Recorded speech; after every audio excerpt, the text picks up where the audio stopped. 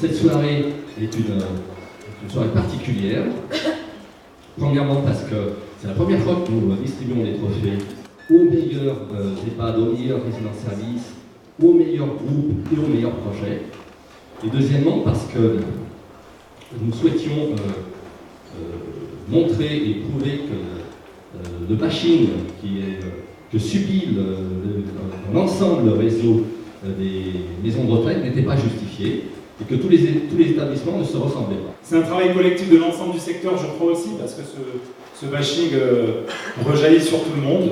Je voudrais que, si j'avais qu'un message à faire passer, c'est que bien évidemment, nous tous, on continue à faire nos métiers avec cette passion et cet engagement. Et je suis sûr que le temps et la raison pourront enfin redonner les vérités essentielles. Merci. On est extrêmement peiné de voir cet acharnement médiatique qui touche d'excellents professionnels, parce que nous pensons qu'en France, le monde de l'EHPAD a beaucoup progressé ces dernières années. Par cette cérémonie, ce que FDRS souhaiterait montrer, c'est l'autre face, c'est-à-dire le talent, la qualité, les innovations, l'imagination et les efforts que sont faits par toutes les personnes qui, depuis des années, apportent à nos aînés de la vie à leur vie. L'idée pour moi, c'est que j'ai un bâtiment à côté de ma résidence qui disposait de logements vacants.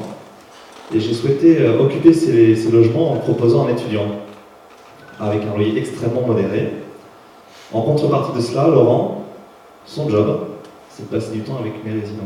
Notre métier, c'est d'essayer de rendre des personnes âgées heureuses. Alors ça peut être en EHPAD, ça peut être en résidence-service, peu importe. Par exemple, vous avez des couples qui quand on arrive, on ne veut pas être séparés, donc on a des appartements qui communiquent avec des chambres EHPAD. Il y a un établissement autour avec une hôtellerie, avec des aides-soignantes, avec des infirmières, mais leur logement leur appartient, ils sont chez eux. Et c'est vrai que du coup, en mixant les résidents, enfin les locataires en fait, de la résidence-service et les résidents de l'EHPAD, on va vers l'extérieur, on peut proposer des activités sportives. On fait venir l'extérieur à nous, et puis nous, on va aussi découvrir ce que peut nous proposer l'ensemble des associations aux alentours. C'est tellement bien lorsqu'on voit les yeux des résidents qui brillent, parce qu'il y a l'événement, puis après il y a tout le souvenir qui reste là. Et puis quand on réalise un rêve chez une personne, ça déclenche quelque chose, et du coup ils ont envie de faire d'autres choses et de découvrir d'autres choses. Donc ce ne sont plus des gens qui sont là, qui attendent patiemment la mort, c'est des gens qui ont envie de faire de nouvelles choses, qui ont envie de vivre. Parce que pour nous, l'EHPAD, c'est un lieu de soins, c'est vrai, mais pour nous, on veut que ce soit avant tout un lieu de vie. Une autre bonne nouvelle, donc la semaine prochaine, France 3 vient filmer pendant 2 jours dans notre établissement. Et les journalistes qui nous ont contactés nous ont dit qu'ils avaient pris le parti de montrer de belles choses qui se faisaient en EHPAD.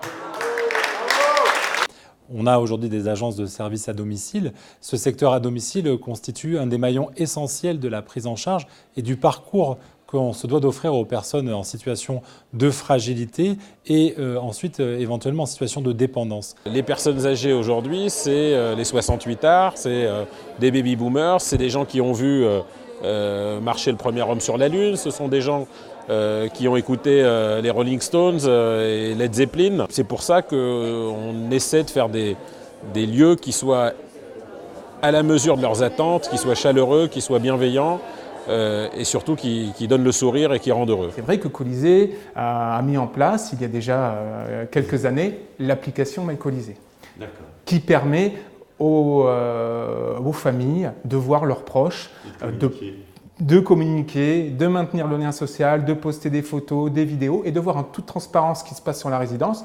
Ça valorise aussi le travail de toutes nos équipes. Au fait, on n'a qu'une seule mission, c'est servir nos résidents. Et c'est une mission noble, il n'y a pas de sous-métier, c'est une mission noble, servir nos résidents. C'est vraiment essentiel pour nous. Et je demande à chacun de mes collaborateurs de ne voir que ça. C'est un petit mot de Victor Hugo, je vous laisse partager et réfléchir. Victor Hugo disait « La forme, c'est le fond qui remonte à la surface ». Bonne soirée.